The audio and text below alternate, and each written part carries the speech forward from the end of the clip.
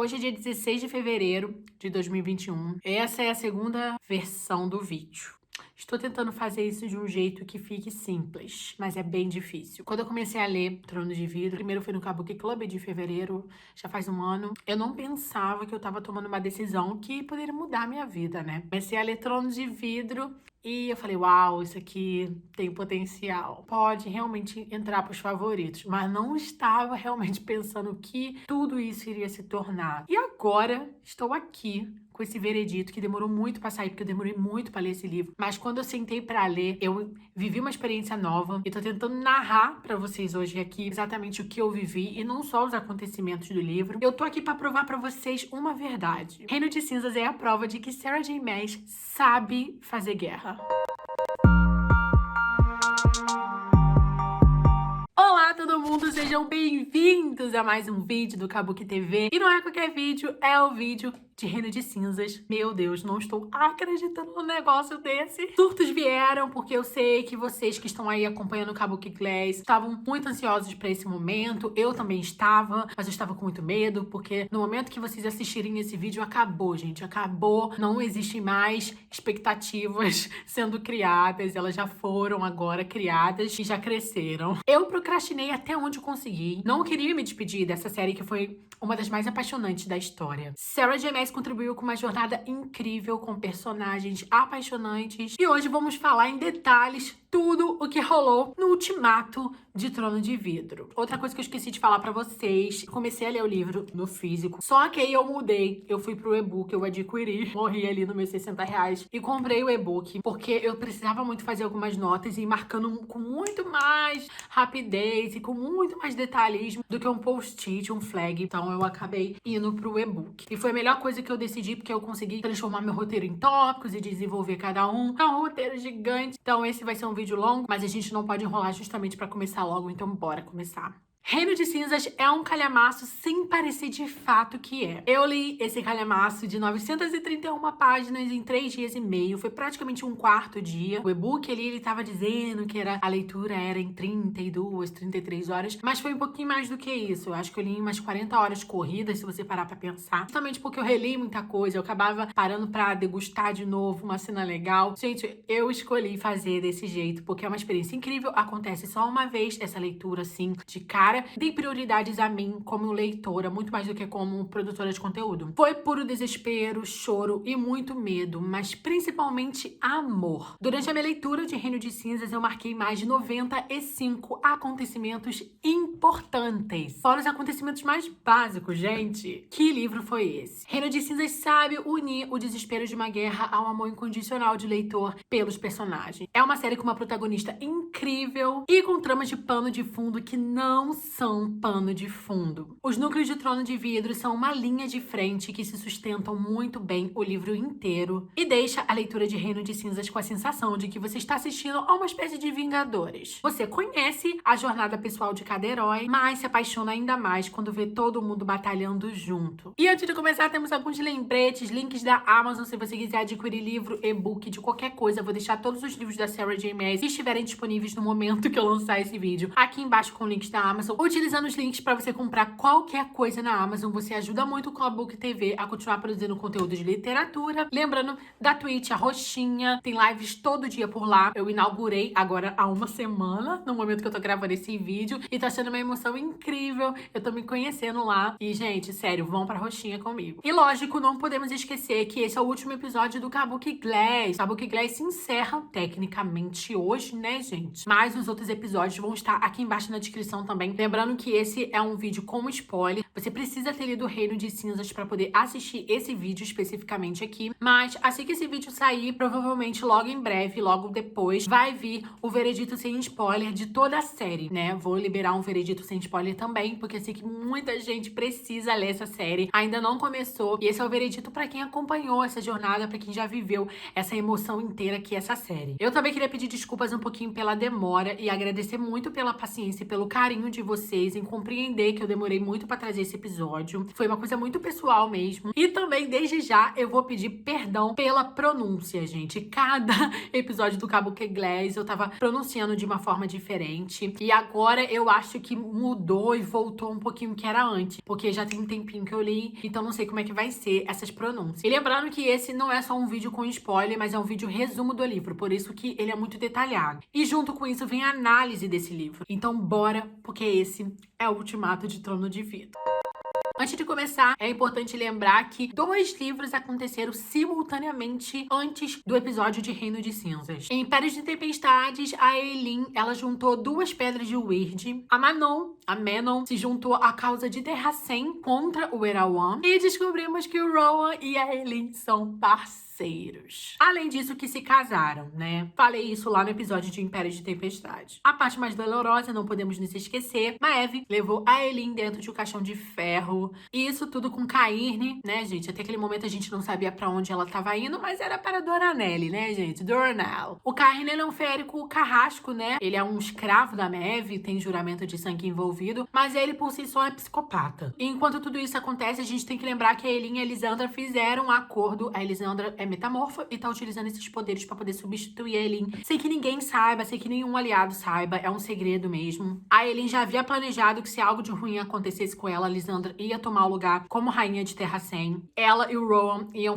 forjar um casamento, né? Eles seriam um casal de fachada. Enquanto isso, a Elisandra, como a Eileen, geraria bebês com o Aedion, pra poder ter falsos bebês a Shirave no trono, mas que na verdade seriam a Shirave de verdade. Só que aconteceu o pior, que é um mal necessário, né? Hoje eu não julgo, já tem 1 mês e meio que eu terminei Reino. Eu não julgo com essa visão agora. Sendo a burrice do Lorcan. O Lorcan entregou a localização da Eileen para a Maeve. Tudo bem que ele é escravo, né? Tem juramento de sangue ali. Ele não consegue simplesmente mentir pra ela, mas é uma forma de traição, sim. E isso fez não só que a Maeve chegasse até a Eileen, mas que também tivesse colocado as mãos ali, quase colocado as mãos na Elide, né, gente? Ela encontrou a Eileen no final de Império de Tempestade, mas a Maeve quase colocou as mãos nela e a Eileen se entregou pra poder a Maeve não levar a Elide pra Doranelle. A Maeve acaba quebrando esse juramento de sangue do Lorcan e liberta ele, mas aí em troca ela eleva a rainha de Terracem como escrava. Já em Torre do Alvorecer, que aconteceu tudo ao mesmo tempo, o que a gente tem? Chaol e a Irene, que agora são um casal, se casaram. E a Neswyn e o Sertak, que também viraram um casalzinho. Sergei juntando todo mundo mais uma vez. Eles deixam o continente sul e levam o exército do Kagan para o norte depois que a Irene salvou a princesa Tuva, que era a princesa que tinha sido possuída por um Valg. Foi através dessa menina que o Erawan conseguiu infiltrar um Valg lá no sul. E aí, com isso, a gente entende por que os curandeiros foram destruídos lá em Erileia. A gente agora sabe que o poder de curandeiro é muito forte o suficiente para poder expulsar o Valg de um corpo, né? Para matar um Valg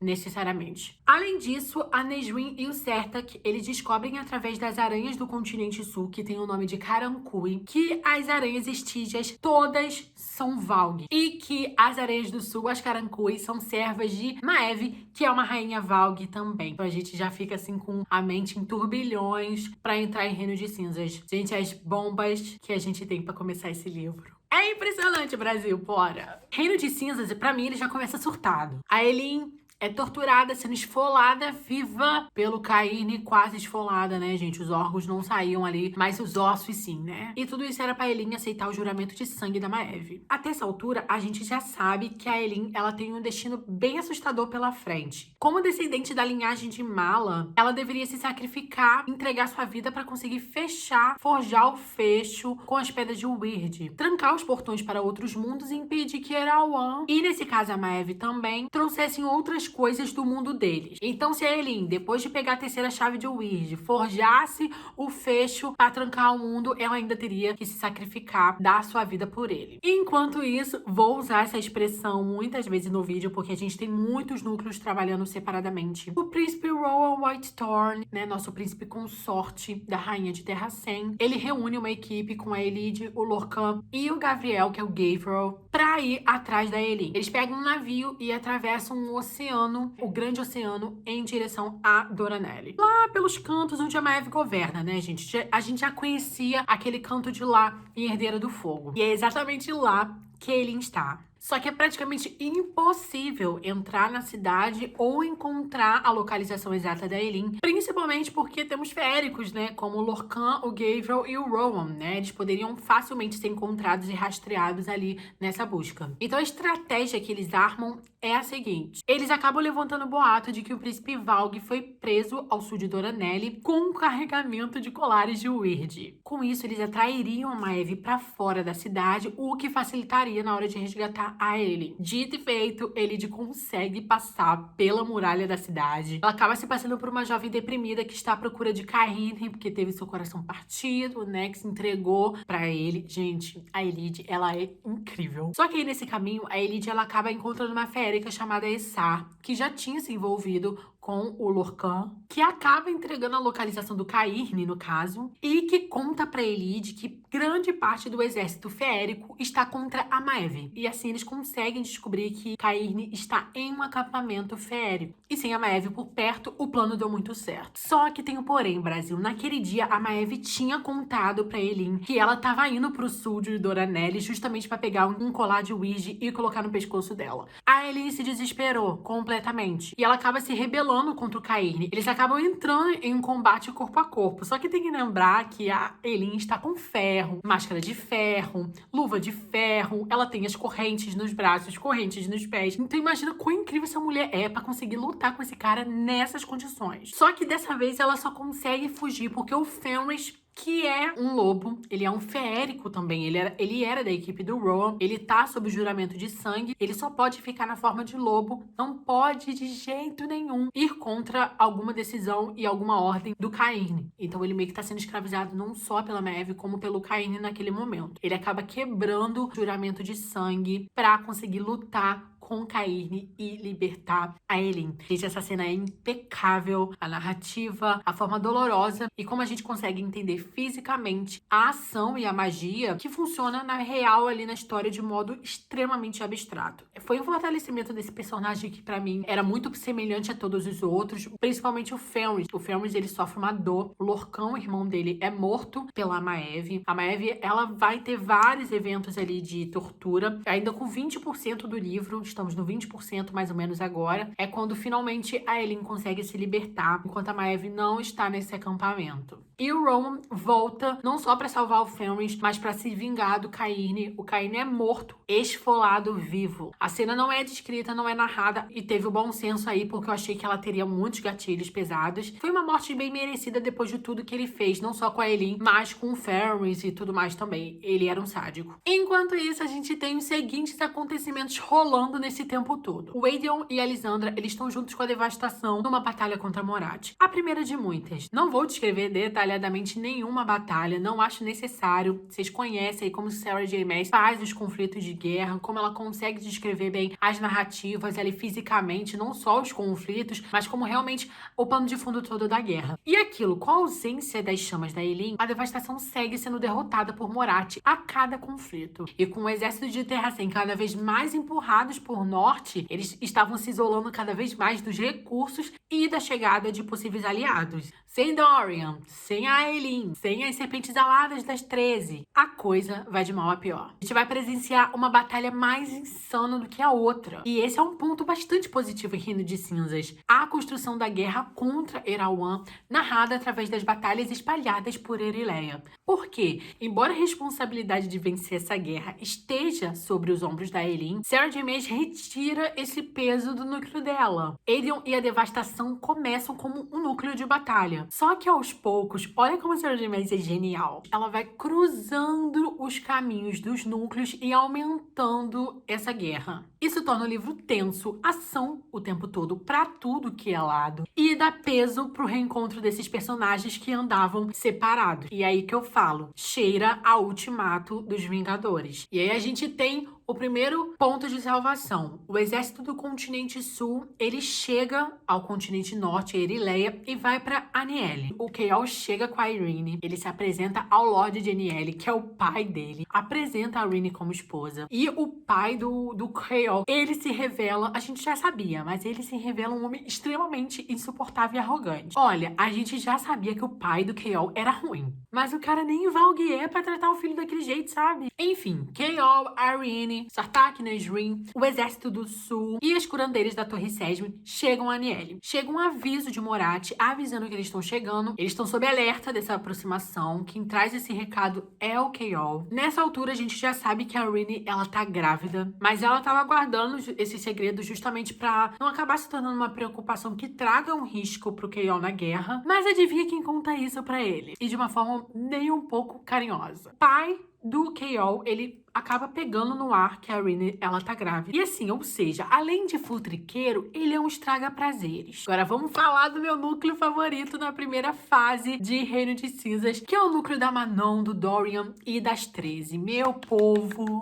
Até aquela altura, a gente já sabe que a Manon e o Dorian e as 13 se reuniram para ir atrás das bruxas Crochan. Até aquela altura, a gente já sabe que a Manon, ela é filha do príncipe, do último príncipe Crochan, com a mãe dela, que é Dente de Ferro. Então, ela era, tipo, aí, a salvação, né, para uma possível paz. Só que a gente tem um monte de reviravoltinha acontecendo nesse núcleo, que é muito bom. A primeira reviravolta nessa história é que a Manon, ela é encontrada por uma aranha Estígia. E essa aranha Estígia, ela tem o poder da metamorfose. Eu tô com essa carinha de satisfeita, porque foi muito bom essa parte. Pra entender isso, a gente vai precisar lembrar de A Lâmina da Assassina, Herdeira do Fogo e Torre do Alvorecer, tudo junto. A aranha, ela se apresenta como o nome de Cyrene e muda pra uma forma de uma mulher. O plano dessa aranha era uma vingança contra a Manon, desde quando a Manon roubou a seda de aranha lá em Herdeira do Fogo pra colocar nas asas do Abraxo. E essa aranha acaba revelando pra galera ali que ela tem esse poder da metamorfose porque, há certo tempo atrás, ela roubou a juventude de um jovem metamorfo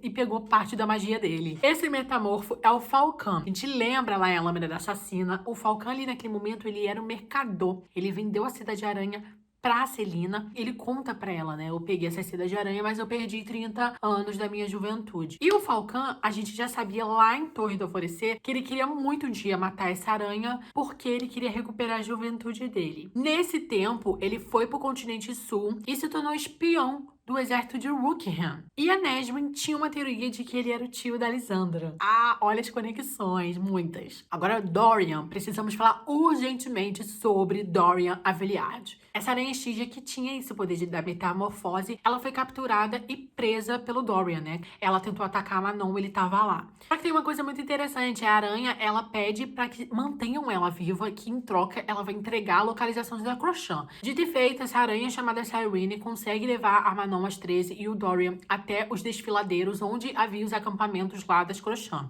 Só que não adianta, elas chegam lá, o Dorian mata, né? Ele consegue ali encurralar a aranha, mata essa besta aí, que é Valg, e ainda por cima ele rouba essa sementinha de poder que ela tinha da metamorfose. Então Dorian, aparentemente, ele não conseguia só fazer uma leitura da magia das outras pessoas por conta da magia pura dele, como também conseguir moldar a essência dessas magias. Eu via vocês falando pra mim, Karine, vem aí, se prepara que o Dorian vai ter muitos acontecimentos legais em Reino de Cinzas, mas eu tava duvidando, eu vou ser sincera pra vocês. Só que eu sempre soube, desde Coroa da Meia-Noite, que o Dorian seria um personagem importante, pelo menos na resolução da série. Só que desde Herdeira do Fogo, a gente via o Dorian constantemente como um personagem que tinha sua identidade, assim, colocada em xeque. Tanto que ele perdeu o brilho em Herdeira do Fogo, Rainha das Sombras e Império de Tempestades, porque justamente ele não sabia que ele queria ser. Então a gente não sabia como ele estava sendo. Obviamente, a relação romântica com a Manon é um norte pra ele, sim. Mas Dorian, como rei de um reino destruído, ele estava preso em algo vazio. E foi somente em Reino de Cinzas que a gente acaba reconhecendo quem o Dorian estava vindo a ser, quem ele estava se tornando. Porque o Dorian não é só a magia que ele tem, o poder absurdo. A gente queria saber por que ele tinha esse poder. A origem do Dorian era tão estranha quanto a relação vazia que ele tinha com o pai. Um pai que a gente nem sabia que era Valg e que tinha lutado a vida inteira contra isso. Então o plano do Dorian é exatamente o mesmo de Aelin. Ele quer morrer. Ele vai até Morat, depois de convocar o Príncipe Gavin com a espada da Damaris, só que aí no lugar do Príncipe Gavin, quem aparece? Caltair Rompier. Tudo bom, amiga? Como é que vai aí o Além Mundo? E a Caltair aparece e confirma pra ele o que ele tava tanto tentando tirar de Gavin, né? E a terceira chave de Wyrd está em Morat. Mas é aquilo, gente. Precisa conjurar um fantasma pra saber disso? Aí eu preciso abrir um parêntese aqui para poder externar a minha frustração com a Helena e o Gavin nessa reta final da série. O casal morreu, perdeu a guerra, colocou tudo nas costas da Eileen. A Eileen tá aí, né, disposta a se sacrificar para forjar o fecho. O Gavin não quer revelar a localização da terceira chave de Wyrd porque se forjarem o fecho, a Helena desaparece. Pelo amor de Deus, né, gente? Mesmo morto, o fantasma é arrogante? Que isso? Enfim, Dorian vai pra Morat e agora com o benefício da metamorfose que ele consegue moldar retirando da aranha, ele acaba conseguindo fazer a forma de corvo. Gente, até aquele momento eu não sabia que eu precisava tanto ver isso. Eu só tenho uma dúvida e aí você anota isso aí e comenta aqui embaixo nos comentários uma coisa que eu não tinha reparado ainda. Como que o Dorian descobriu que ele é da linhagem de Mala? Será que foi através da magia ou eu perdi em algum lugar? Eu não sei se foi em Reino de Cinzas ou em um volume anterior, mas o que importa é que Dorian, ele sabe que pode forjar o fecho com as pedras de Wyrd e ele vai pra Morat pra roubar a terceira chave do Erawan. Ele quer fazer isso no lugar da Eileen, né? Porque meio que se odeia. Ele meio que acha que a morte da Sorcha lá em Herdeira do Fogo também é culpa dele. Ele tá em crise total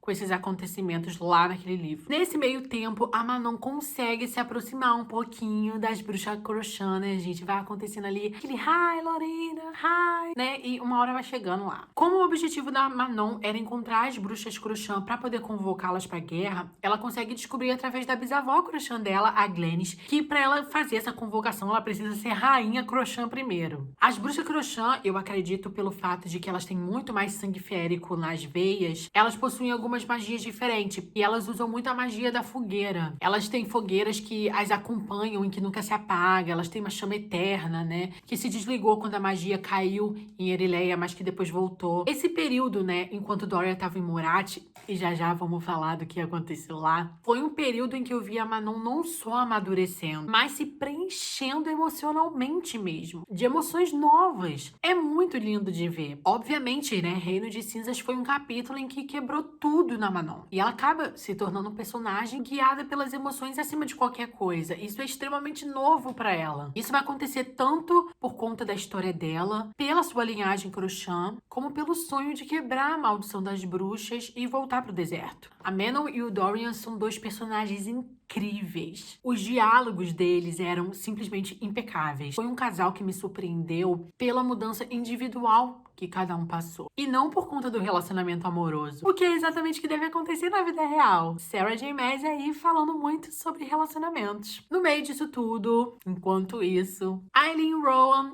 a Elide Lorcan, o Gavrow e o Fenris também já acabam sendo encontrados pelo povo pequenino na floresta e ajudando a equipe da Eileen e do Rowan a voltar para o oceano de forma segura. Eles encontram um atalho subterrâneo para poder eles não serem encontrados nesse caminho. Só que nesse tempo já havia acontecido 3 acontecimentos importantes. A Eileen, para salvar o Fenris, que tinha quebrado o juramento de sangue da Maeve para salvar a Eileen, acaba dando um juramento de sangue pro Fenris. O Fenris acaba sobrevivendo a essa destruição do juramento de sangue da Maeve, porque a Eileen coloca outro no lugar.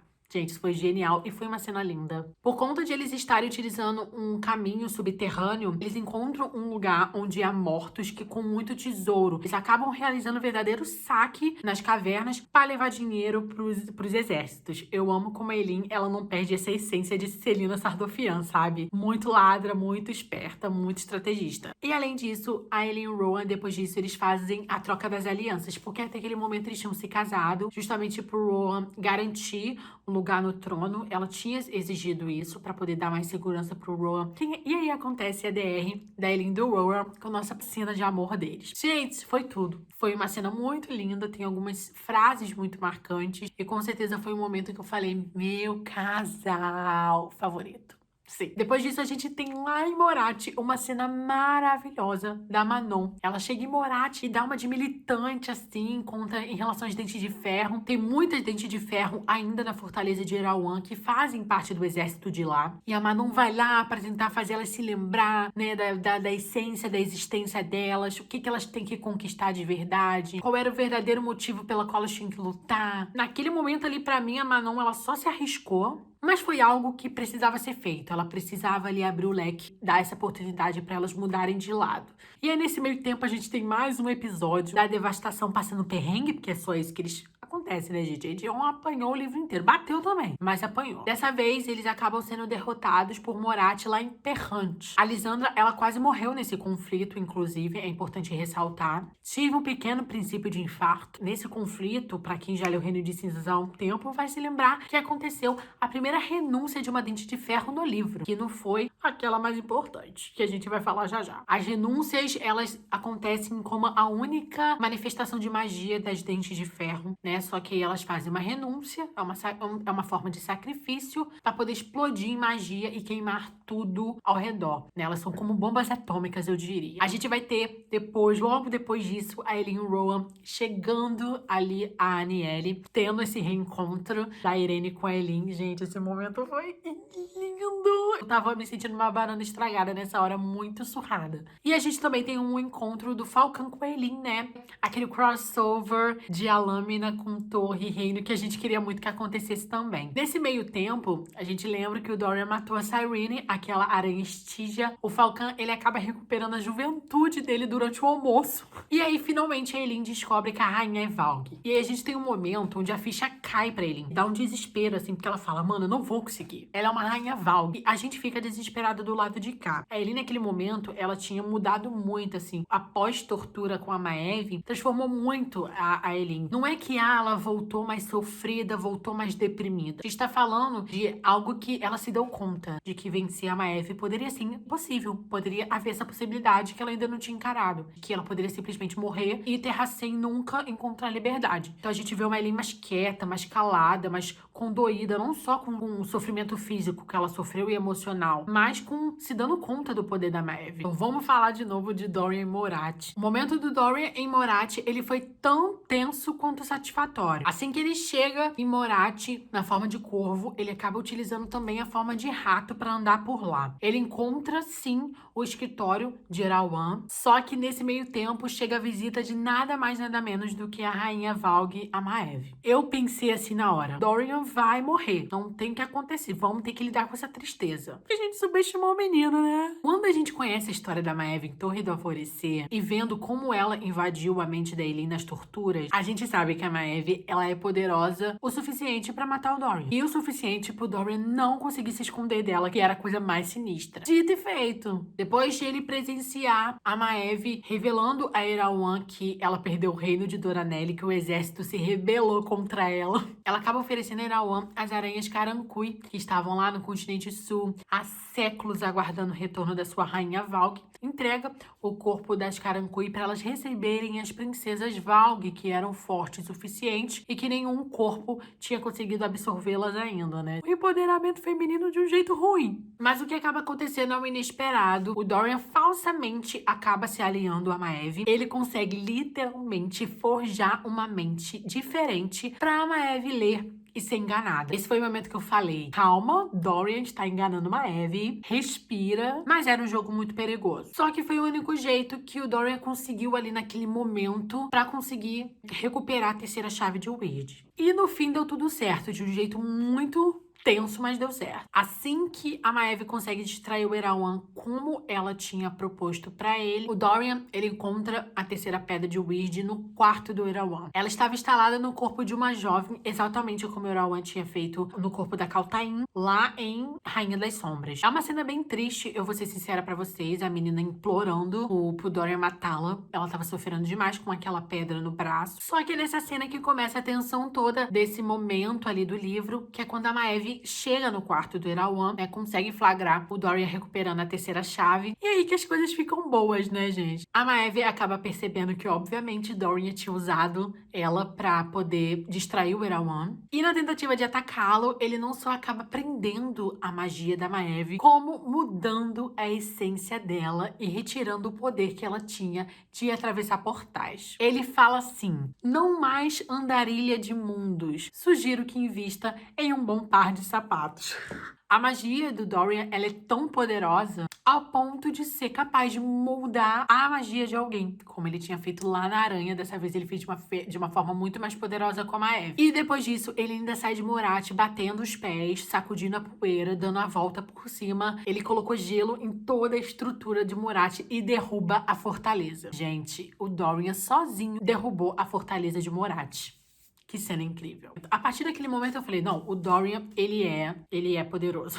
E eu pensei assim, minha teoria naquele momento, né? É quem sabe ele consiga forjar o fecho e sobreviver. Era essa a minha ideia. Aí a gente chega, eu diria, na reta final do livro. Depois que essa terceira pedra de Wyrd é recuperada, as coisas começam a acelerar. E aí, gente, eu li esse resto em algumas horinhas. Eu fiquei desesperada porque a gente tinha criado uma expectativa muito grande sobre esse lance do forjar o fecho.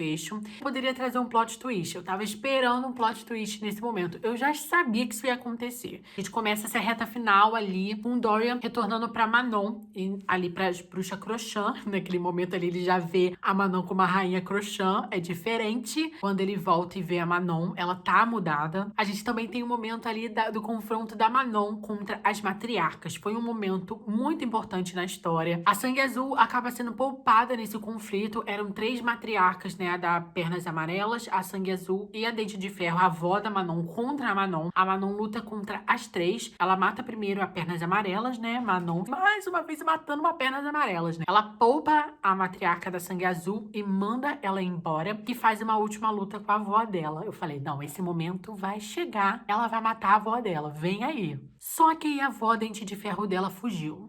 As Crochan acabam reconhecendo a Manon como rainha. E aí a gente tem o chamado da Manon com as bruxas Crochan, né, chamando a chama da guerra, né, que é aquilo que a gente já tinha conhecido no livro antes, que convoca a chama, espalhando ela de fogueira em fogueira. A gente tem um momento muito importante na história, que é quando a Elin, junto com toda a trupe dela do Rowan, o exército de Rookie, junto com o Chaol, com a Rin, eles vão ter uma disputa, um conflito ali perto, né, de Anielle. A gente tem a represa das águas. Morat corre até a represa para destruir a barragem, porque nesse conflito Morat estava perdendo. Finalmente, Morat estava encontrando uma derrota pela primeira vez. Só que nessa luta, nesse conflito, o Lorkhan, ele é atingido por um príncipe Valk. Morat não chega a explodir a represa, mas consegue atingi-la. Ela começa uma pequena rachadura, ou seja, a água viria em breve, a qualquer momento. Nesse tempo, o Lorkhan, ele tá derrubado exatamente onde a água viria. Mataria todo mundo, porque varreria aquele lugar. Elide acaba encontrando o Lorkhan, salvando. Gente, esse momento é incrível. É um momento que a gente vê a Elide sendo a nossa heroína, como a gente sempre soube que ela era. E aí, pra salvar esse povo, a Elin libera toda aquela magia que eu não falei até o momento, né? Mas desde o momento que ela tava com ferro nas torturas em relação a Maeve e o Cairne, ela não tava com magia, mas tava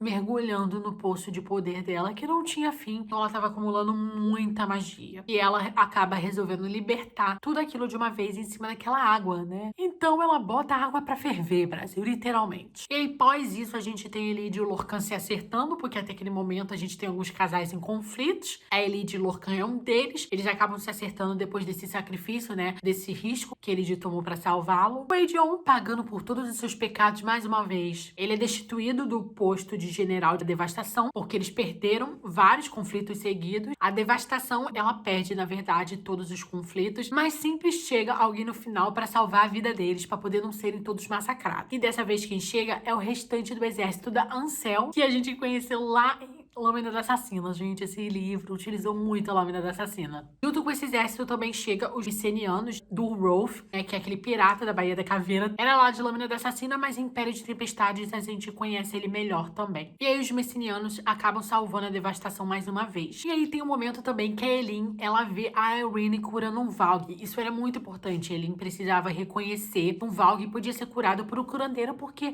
a Elin precisava montar as estratégias dela. Foi uma cena muito importante, assim, não em incrivelmente devastadora, mas era cheio de fanservice esse livro, né, gente? Esse foi um momento de fanservice pra gente. Outra coisa legal é que a Rinne, ela oferece a cura a Elide do pé. Ela tem uma fratura má recuperada no pé e é por isso que ela tá sempre mancando com dor. O Vernon, ele acaba sendo encontrado no Canino Norte, depois que a fortaleza de Morat foi derrubada pelo Dorian. O Vernon estava tentando se passar por treinador de serpentes aladas. E o Vernon, ele tem um final bem triste, muito parecido com o que ele tinha designado pra Elide na adolescência. O Vernon, ele é abandonado, acorrentado dentro de um lugar que seria abandonado e destruído, então ele morreria ali. Então esse foi o final do Vernon. O Chaol, ele acaba se colocando acima da voz do Lord Janieri, que é o pai dele, porque o pai dele, gente, assim, a chapa tá quente, mas não queria sair da cadeira, não. E aí o Chaol consegue dar as terras pros caras da montanha, porque estavam pedindo informações em troca de alguns atalhos para que o exército pudesse passar, sem passar muito perto de Morat. E aí a gente tem um momento muito importante, que é quando a Eileen, o Rowan, o Chaol, a Rinne, a Elide Lorcan, toda essa galera ali, o Gabriel, o Fenris, uma galera bem grande, eles pegam o exército sul, né, do exército de Rookin e vão para Terra 100. Agora é reta final. Tiveram uma dificuldade porque a gente tem que lembrar que Reino de Cinzas tá se passando inteiro no inverno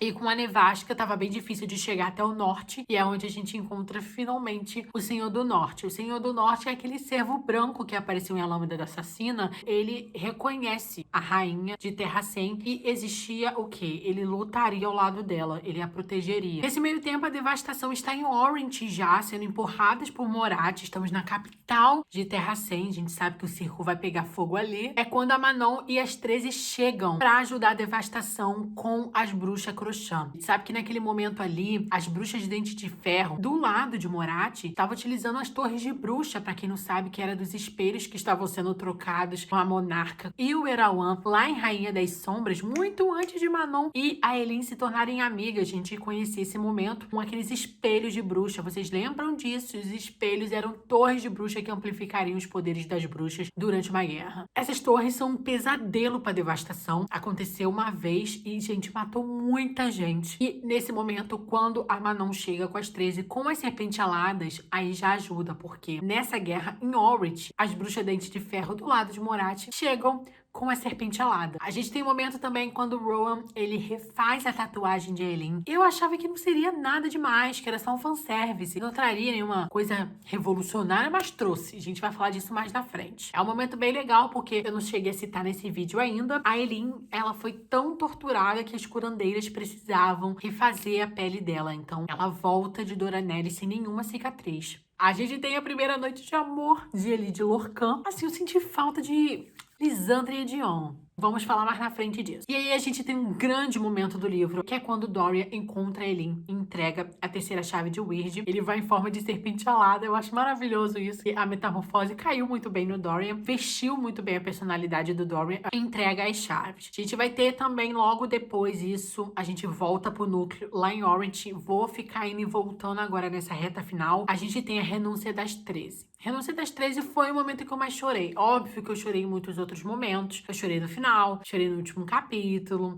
no início das torturas. Eu chorei em vários momentos. Mas a renúncia das 13 é a dor do livro. Ele é a entrega, o sacrifício. Vendo depois a renúncia das Dentes de Ferro, eu percebi que a renúncia em si só, ela seria um grande acontecimento. É um momento muito triste e doloroso, mas ele é lindo. Quando a Esterine, a Vesta e todas as outras 13, né, que no caso são 12, elas se juntam para fazer uma renúncia juntas, destruir o exército de Morat e que leva, né, que destrói a avó da Manon, a matriarca desse tempo, e a torre de bruxa e tudo mais. A gente tem uma renúncia diferente, ela explode em luz. Eu sabia que isso seria diferente lá na frente, já já a gente fala disso. A gente tem o reencontro do Dorian e do Chaol, quando o Dorian chega pra entregar a terceira chave pra Eileen. A gente tem esse momento. É um momento lindo. Eu vi ali a união deles sendo entregue pra gente de novo. E aí a gente tem um momento que foi um momento que me tirou o sono, que eu tava com sono nessa hora e me tirou o sono, que foi quando o Dorian e a Eileen, eles resolvem forjar o fecho juntos. Foi um momento tenso, desesperador, mas que trouxe muitas reviravoltas. Eu tava esperando essa reviravolta acontecer nessa hora e ela veio. E ela acontece nada mais e nada menos em Endovier, lá nas Minas de Sal, onde a Eileen, na época, como Celina Sardoffian, era escrava. E é interessante ver isso, né? A Sarah J. Maas, da mesma forma como a Eileen começou o Trono de Vida escravizada e com correntes, ela faz isso de novo em Reino de Cinzas e depois retorna para aquele lugar. É uma sensação de querer voltar às origens para deixar tudo um pouco irônico e muito com a sensação de destino. Eu gostei do que a Sarah J. Maas fez nisso. Eles vão realmente naquele lugar de dor refazer o mundo. E foi muito significativo para mim, né? Como leitora, como fã e apaixonada por essa série. A Eileen utiliza o sangue dela, o corpo dela para forjá-la, coloca as pedras dentro do braço. Eu não sabia que ia ser feito assim não, tá? Pra mim ter um encaixe bonitinho no chão e tal, né? Mas não era no sangue mesmo, com uma marca de Weird no chão. Ali dentro conseguiriam abrir um portal para chegar até um lugar. Lá dentro que acontece a decepção, né, gente? Mas que não é uma decepção. É só que acontece algo diferente do que você esperava, porque todo mundo queria que ele chegasse lá dentro da chave de Weird, trancasse os deuses, jogasse Erawan, não sei aonde ele ia desaparecer, ia ser levado, e com isso a Helena ia desaparecer. O que a Eileen faz? A Eileen, ela simplesmente pede pros deuses que, em troca de Erawan, eles entreguem a Helena. Por que é importante falar disso? Porque a Helena foi quem fez com Gavin as chaves de Weird. Foi ela que abriu uma possibilidade de um mundo ser trancado, só que ela não teve esse poder, né, pra concluir esse plano. O plano dela não deu certo, né, ficou ali pela metade. E era a Eileen que ia continuar. Então, os deuses queriam muito, há muitos séculos, se vingar da Helena, porque quando ela trancasse o mundo, ela trancaria todos. Com isso, os deuses seriam isolados em outro lugar também. E aí ele fala, troca de Erawan, ou seja, vocês não vão levar Erawan, vão deixar ele na Terra, mas eu quero que vocês deixem a Helena. E aí, o que acontece?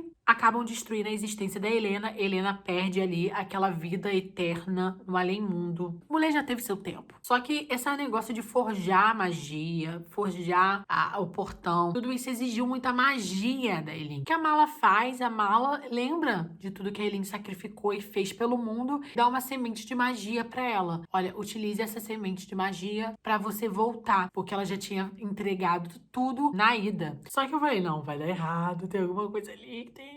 Na volta, a Eileen, ela dá um pedaço da magia pro fecho. Só que ela só consegue voltar porque a tatuagem que o Rowan tinha construído nas costas dela também incluía marcas de Weird para ela conseguir retornar pro mundo dela. Era um mapa para ela voltar para casa. E aí a gente tem a cena de referência de Akotá. Essa cena acontece porque quando a Eileen, ela sai do lugar onde ela tá, ela é empurrada a uma velocidade impressionante. Ela começa a passar por vários mundos, né? Ela acaba se tornando uma andadora de mundos, uma caminhadora entre mundos. Ela passa pelo mundo de Crescent City. Crescent City ainda não tinha sido anunciado quando o Reino de Cinzas foi publicado, então a galera não captou, mas é uma referência a Crescent City. A Eileen, ela passa por uma cidade com muitos prédios altos ao redor de um rio. E também depois ela passa num mundo onde há dois feéricos, um dele com asas e uma mulher muito grávida. Então é a Feyre e o Rysand. Ela consegue retornar para casa, é recuperada ali pelo Rowan. Ela tem pouca magia, mostra ali que tem pouca magia, mas tá viva e conseguiu fechar o mundo. Só que o quê?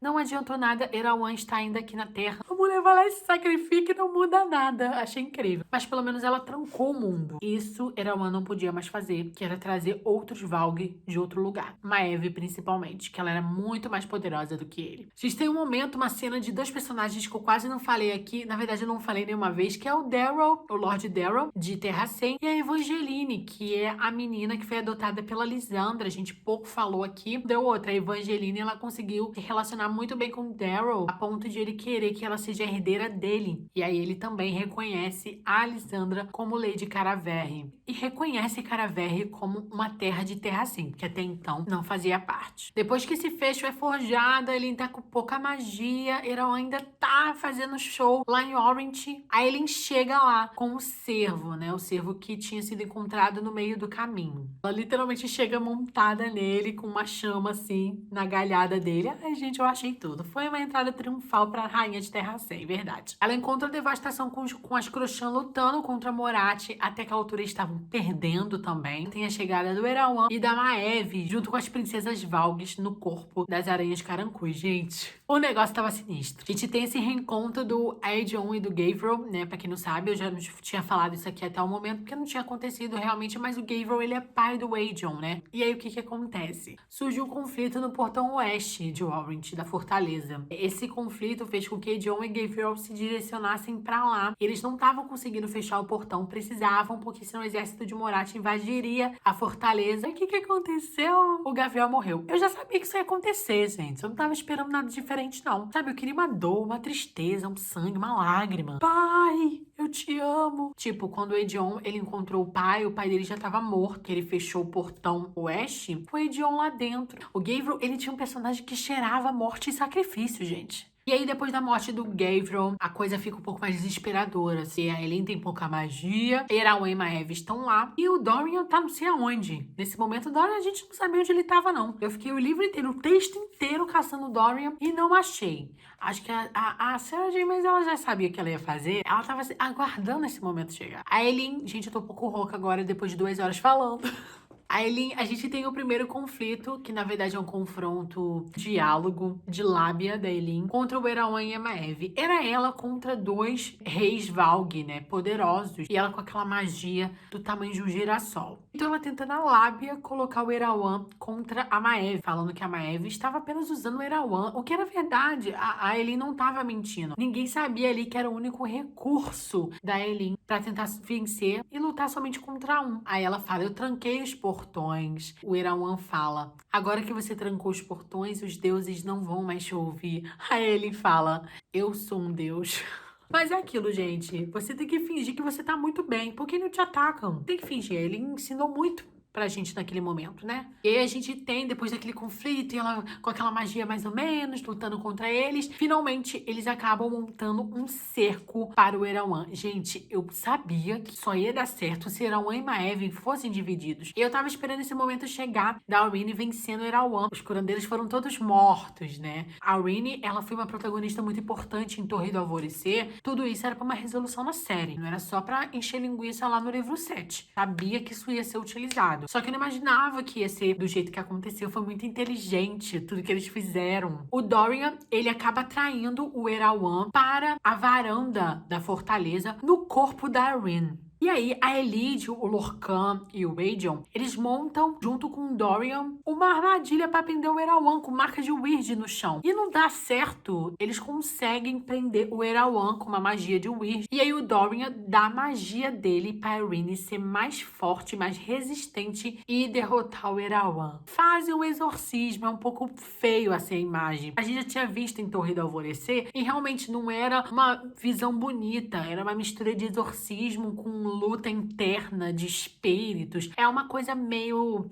Emily Rose. Eu falei agora, porque o Dorian tá dando a magia dele pra Irene. O que acontece é que os feéricos se juntam, porque lá em cima, matando Erawan, tava todo mundo que não era feérico. Era a Elide, era o Dorian, era a Irene e era o Chaol, Nesryn e Sertak. E lá embaixo estavam os feéricos. A Elin e o Rowan, eles também, além de parceiros, eles também eram, eu acho que é Carrarão. Eles compartilhavam magia através do sangue. Numa guerra poderiam fazer isso, já tinham feito isso em Herdeira do Fogo. E aí, mais uma vez, eles fazem isso. A Eileen acaba não vencendo a Maeve pela magia do fogo. Que era meio óbvio. Eu gostei disso. Eu gostei da forma como foi desenvolvido, porque a Eileen vai tacar um fogo e vai queimar a Maeve. Era óbvio demais. A gente já tinha essa imagem até construída na nossa cabeça. E aí, a Eileen e o Rowan, junto com o Fenris, que também tinha magia, junto com Lorcan, acho que Dorian entra na loucura também. Eles compartilham poder e aí conseguem prender a Maeve. E aí a gente tem a loucura, que é quando o quê? A Eileen, ela mata a Maeve como uma assassina.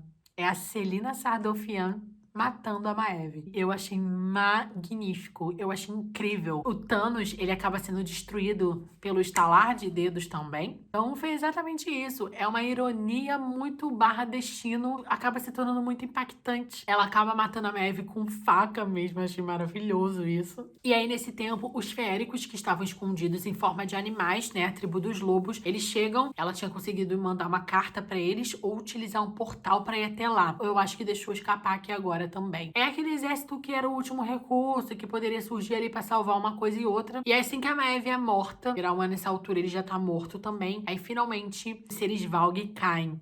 Eu não entendi por que quando o Erawan morreu, os Valg não morreram do exército, mas é quando a Maeve morreu, todo mundo morreu junto. Eu acho que foi isso. Se eu tiver errado, me corrijam aqui nos comentários. E aí a gente tem esse final feliz. Só que uma parte interessante é que as serpentes aladas, elas não morreram junto. E eu pensava que as serpentes aladas, elas eram Valg, com isso elas seriam expulsas do mundo, mas não é o que acontece. O que acontece é que as serpentes aladas, elas não são Valg, elas são desse mundo, né, de Erileia, criaturas realmente criadas num ovo, e realmente é uma criatura nova, adicionada nesse mundo. E eu gostei porque eu não queria que o Abraxas fosse embora.